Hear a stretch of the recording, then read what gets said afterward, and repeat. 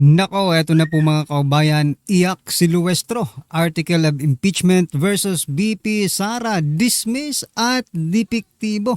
Nako, Supreme Court, big good news. Yan po ang ating alamin mga kaubayan sa video ito.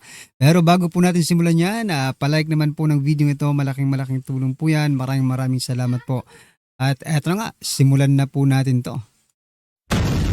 Base sa Constitution at sa ating rules ng both houses, only the Senate can subpoena the tax records, hindi ang House Committee on Justice.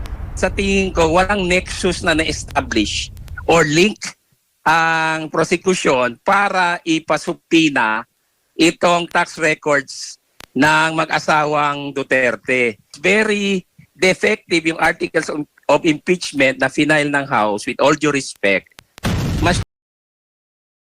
So yan mga kababayan, ito nakita lang natin dito, pasadahan lang natin saglit mga kababayan. Kasi sinasabi po dito ni Senator Rodante Marcoleta, mga karibyo natin, Marcoleta, don't rush to blame video games for Tacloban shooting. Ayan mga kababayan. Kasi mga karibyo natin, marami rin naman ang naglalaro ng mga video games. I'm not protecting, hindi po dinedepensahan yung mga video games, lalo na yung mga talagang mga war games na yan,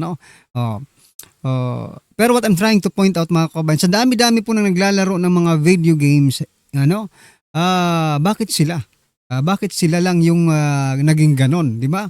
I mean, maybe this is an isolated case mga kababayan, Pero itong si Risa Hontiveros, pati po yung developer ng games ay pinapatawag niya.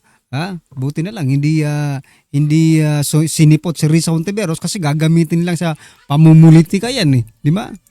Adong blatant and brazen itong House panel, they do not really know what they are doing. Medyo kulang sila sa eksperyensya pag inadapt ng depensa ang exhibits ng prosecution. Ibig sabihin, there's really a very big problem ang prosecution. Depektibo ang mga ebidensya at ginagamit, pwedeng gamitin laban sa kanila yun. And that severely weakens case like in this particular proceeding.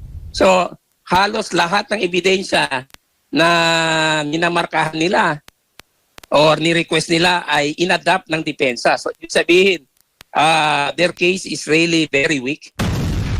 Ito ang balita ngayon. Trending. So yun mga kababayan, gusto ko lang i-share ito. Sabi po kasi dito ni mga kababayan, why is Davao City rank number 1 by foreign tourists and investors? Part of the data is coming from the reports by foreign embassies in Manila. They visit, observe, and evaluate major Philippine cities. Alam nila ang totoong nangyayari sa Pilipinas. Correct mga kababayan, Kahit ano pong gawin nila na paninira sa mga Duterte, paninira sa Davao, hindi nila makumbinse. Yung ating mga foreign investor na ganun ang isipin. Kasi alam naman talaga ng mga foreign investors, anong akala nyo sa kanila, hindi bumibisita sa Davao? Anong akala nyo sa kanila? Maglalagay lang ng pera sa Pilipinas, tapos hindi nila aalamin yung isang lugar, kung ito ba ay safe para mag-invest, kung ito ba ay safe para sa kanila. Siyempre aalamin po nila yan. Ano akala nyo sa kanila, mga bobo, di ba? Ay nako. Na pinag-uusapan ngayon sa mundo ng social media. Ang di umano'y balitang. Ito ang balitang dapat malaman ng taong bayan na pilit tinatago at pilit ayaw di umanong ipalabas ng mga bayarang media sa palasyo, Kamara at Senado sa publiko. Pero bago ang lahat, kung bago ka pa lamang sa channel na ito at kung gusto mo ang mga balitang politika, ay please huwag kalimutang mag-like, subscribe at i-click ang notification bell para mas maging updated ka palagi sa lahat pa ng mga bagong video na i-upload namin. At ito na nga mga kababayan. Abogado na malawak po ang karanasan sa impeachment. Attorney, ano ho ang masasabi po ninyo sa proseso po ngayon ng pre-trial conference para nga sa impeachment trial ni VP Sara Duterte? Yung pre-trial, just like a pre-trial in court, parehas yan ang nature and character. However, dito sa sitwasyon natin sa impeachment laban kay VP Sara Duterte, may problema dyan eh. Because right from the start, question na ng depensa ng mga abogado ng ating butihing Vice President ang legality, ang validity, ang pagka void ng articles of impeachment. So during the pre-trial, nakita natin na ni-raise po yan ng depensa ni Vice President na ikinabahala at ikinagalit raw ng prosecution na sa tingin ko hindi preparado sa mga ganong klaseng mga taktika dahil akala nila sumasang-ayon na ang depensa sa kanila dahil nag-agree na mag-appear sa pre-trial. Remember, nung nag-file ng answer ang Vice President Sara. Putulin po natin saglit mga kabayan. Ito, mga karibin natin mula sa Masang Pilipino. Sabi po dito mga kabayan, UP Diliman, Quezon City. May survey po sila mga karibin natin. 2028 presidential survey election. Lene Robredo nakakuha ng 72.7%. BP Sara 0%. Aray ko. Ano ba ito? Nasa Pilipinas ba ito? Yung UP Diliman, Quezon City? Baka hindi yan Philippines Baka UP Diliman, Quezon City, United States, mga kabayan. Para naman ginagago yung mga tao sa survey na ito. Diba? Sabagay, marahil, no?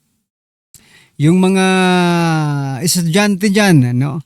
Hindi natin masabi kung anong question nila sa survey nila, di ba? Pero presidential daw eh. Nako. Niloloko na naman tayo ng mga ito, mga ano to, mind conditioning. Pero sobra naman ito. Di ba?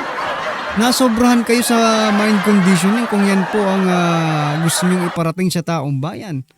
Biruin niyo mga karibin natin. 0%, ibig sabihin ni isa walang bumoto kaya hindi pinili si BP Sara. Ay ko po. 72.7% kay Lene. Tapos kay Risa Hontiveros 18.2%. Kayo na lang pang humusga mga kabayan sa survey ito. Ano? It was an answer at cautelam or answer at cautelam, meaning precautionary answer lang yan, Jade at Admar. Hindi ibig sabihin na tuluyang sinabmit ng Vice Presidente ang issue of jurisdiction diyan sa Senate Impeachment Court kasi kini-question nga nila ang invalidity and voidness ng articles of impeachment na final ng House of Representatives. So, yung pre-trial ay naging in fact nag-reset sila, no? Nagkaroon ng second pre-trial kasi yung una more of exchanges siguro sa mga legal matters. Sa tingin ko ay pumabor sa depensa. Opo. Ngayon ay may hirit po yung prosecution. Nabuksan po yung tax records ni Vice President Sara Duterte. Attorney, may legal na basehan ba itong hiling na ito mula sa House Prosecution Panel? Yun nga ang problema. Ayan mga kabayan, putulin ulit natin saglit. I-share lang natin to yung komento ni Ma'am Rogendo ni Ma'am Sasot, no? Sabi niya po dito kanina pinakita po natin yung yung pahayag ni panglalait yata yun ni Lovely Granada. Okay? Yung kanyang pag-criticize kay Robin Padilla at kay former President Duterte, no? Ngayon, ito naman po ang sabi ni Ma'am Sasot. Bakit yung Lovely nawawala ang British accent kapag bardagulan na or kapag sumisigaw? An accent once acquired at childhood doesn't fade away when you shout or change mood. Ayan, nabisto na. Talagang hindi ito British, wala siyang British accent kundi ang meron po siya mga kabayan, no? Ay maleta. Namalitahan yata itong si Lovely Granada mga karibin natin. No? Ay nako. Kaya na dyan, kine-question ng depensa because remember, nung nasa House pa ang articles of impeachment, hindi pa nga nabuo nung time na yun dahil may hearing sa House Committee on Justice. Binusisi na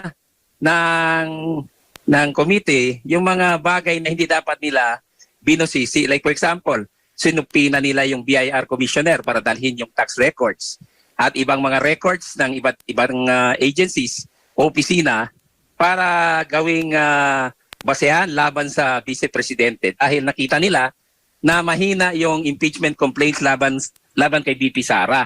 So ngayon, questionable yan because merong prematurity sa action ng House Committee on Justice because only the Senate sitting as an impeachment court. Sa aking experience and base sa Constitution at sa ating rules no ng both houses, only the Senate can subpoena the Sen, mga kababayan, no? Ito si Claire Castro. Pakinggan po muna natin to kasi sabi po dito, no? Ang tanong was about the incident na nangyari pero ang discussion shifted to a photocopy and intelligence report. Ano kaya ito? Ito, pakinggan nga natin to, mga kababayan. 2019 sa intelligence report ng kanyang ama. At ito, meron pa rin po. Ito, terorista di umano ang nagsagawa. September 2016. Grabe si Claire, no? Philippines bomb, Davao attack, blame on Abu Sayyaf. Bakit hindi niya kaya tinuruan ang kanyang ama para marisulba or ma-counter ito agad? Meron pa pong isa. Meron pa po, mga kababayan. Kompleto sa records yan. Yung kanyang mga tawag yan, visual aids. Ayan, mga kababayan, ha? Grabe naman kasi po. No?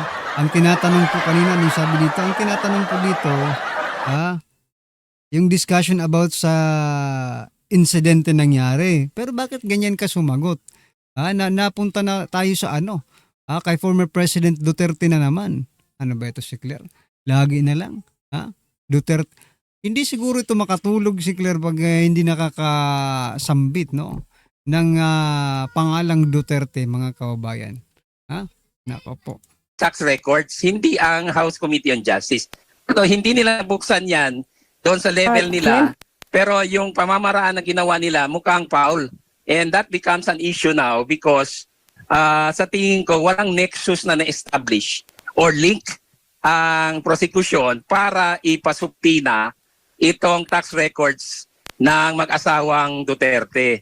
Remember, under Article 270 of the National Internal Revenue Code, confidential ang tax records that can only be open or scrutinized in a proper legal proceedings or in impeachment proceedings. Ay, grabe naman ito, mga kababayan, no? Sabi po dito, DepEd now allows AI use in basic education but not as a shortcut. No, ano kayang ibig sabihin yan, mga kababayan? Pero gagamitin na daw nila yung AI sa basic education, mga kababayan. Ano na lang kayang mangyayari nito sa future, sa bagay? Ito nga sabi ko nga sa kaibigan kong teacher, no? Kasi malapit lang sa amin yung nangyari, mga kababayan. Diyan sa Tacloban, nandito lang naman kami sa Samar. Yung classmate ko kasi nag-teacher, mga kababayan. So, may group chat kami. Sabi ko sa kanya, kumusta? Kumusta ang pagiging teacher mo ngayon? Sabi niya, parang napapraning na daw siya, mga kababayan. Sabi ko nga sa kanya, maybe one day, no? Robot na ang magtuturo sa mga school, no? Para less po yung risk, no, ng mga teachers, mga kababayan. Kasi kung ganyan, diba? Mga nangyayari ngayon, talagang hindi natin maiwasan na eto nga, ginagamit na po nila yung AI and maybe in the future, gagamit na po sila ng talagang magtuturo na AI through robot, mga kababayan. Okay lang ba sa inyo yun, mga kababayan? Nako. Anyway. However, hindi po yan absolute. Ibig sabihin, kailangan nasa articles of impeachment yung complaint mo or allegation na merong connection between the tax records at saka yung allegation of unlawfully acquired wealth or ill-gotten wealth, so to speak. So, which I doubt dito because very defective yung articles of impeachment na final ng House with all due respect. Kaya sa tingin ko magkakaproblema dito because if there is no nexus or link that can be established by the prosecution, then there is no basis for the request for subpoena. Opo. Para lang din makarelate po yung ating mga kababayan, tinutukoy pong tax records, attorney, noong panahon na nagsasagawa po ng hearing, yung nasa malaking kahon po yon na hindi po binuksan ng Yes. House Committee. Ngayon dito sa pre-trial conference, bago nga magtapos, ngayong araw nga ay inaasahan natin magtatapos itong pre-trial conference, ay gusto ngang buksan, which is, sabi mo, unconstitutional. Hindi po pwedeng during pre-trial buksan itong tax records na ito ng Vice Presidente. Actually, hindi nila hinihingi na buksan kaagad sa pre-trial.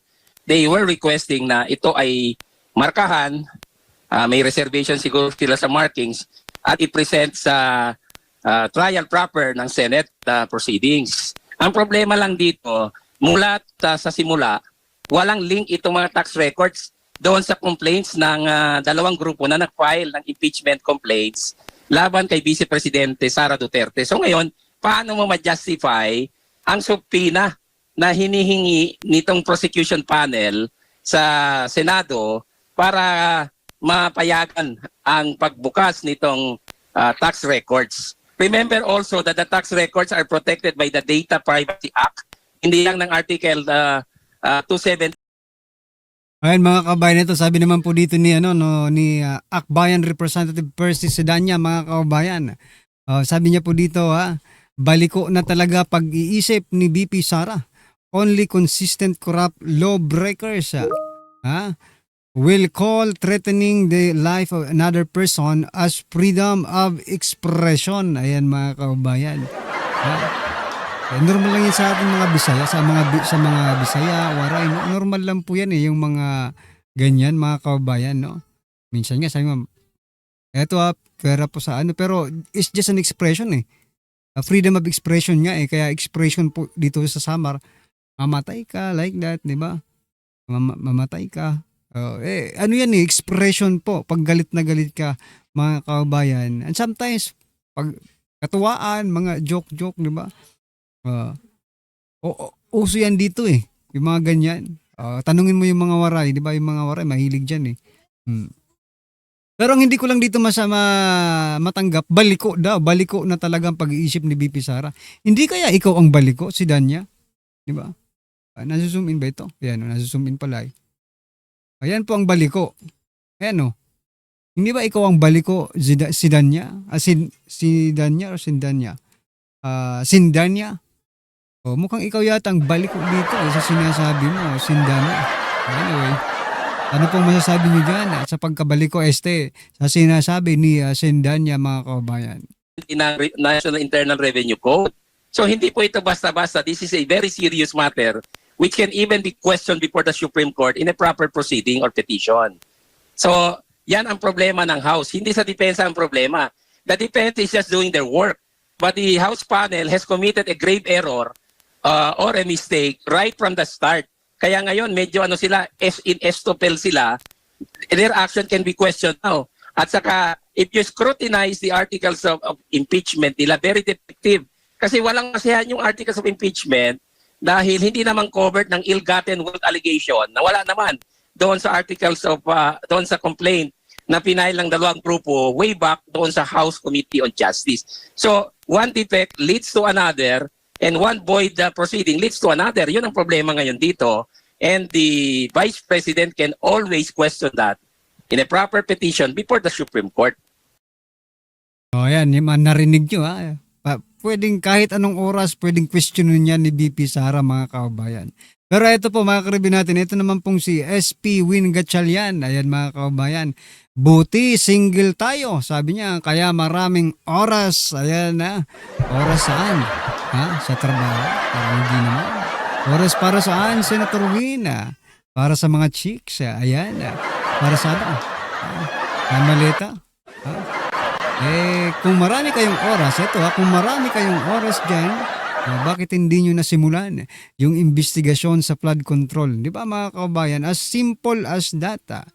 Mga kabayan. Okay, sino naman to? Mga batang DDS na maril sa Tacloban is the exact reason why we need a political reset. Convict Sara Duterte. Pusang gala ka. Sino ka ba? Ano ba ito?